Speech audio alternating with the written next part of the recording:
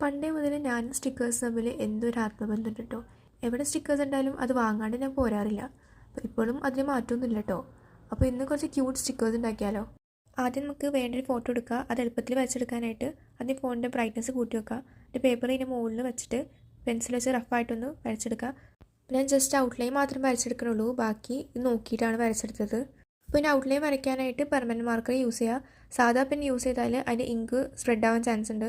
അപ്പോൾ permanent marker use ചെയ്താൽ അത് ഒഴിവാക്കാൻ പറ്റും. അപ്പോൾ പെൻസിലിൻ്റെ മാർക്കെല്ലാം മായ്ച്ച് കഴിഞ്ഞിട്ട് നമുക്കിത് കളർ ചെയ്ത് തുടങ്ങാം. അപ്പോൾ ഞാനിവിടെ ബ്രഷ് പെന്നും കളർ പെൻസിലാണ് യൂസ് ആക്കുന്നത്. നിങ്ങളുടെ കയ്യിൽ എന്താണുള്ളത് അത് വെച്ചിട്ട് കളർ ചെയ്ത് കൊടുക്കുക.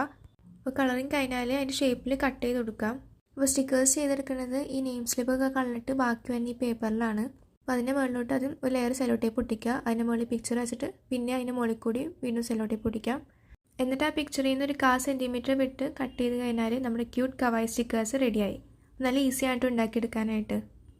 അപ്പോൾ ഇഷ്ടപ്പെട്ട് കഴിഞ്ഞാൽ ലൈക്കും സബ്സ്ക്രൈബും മറക്കണ്ട.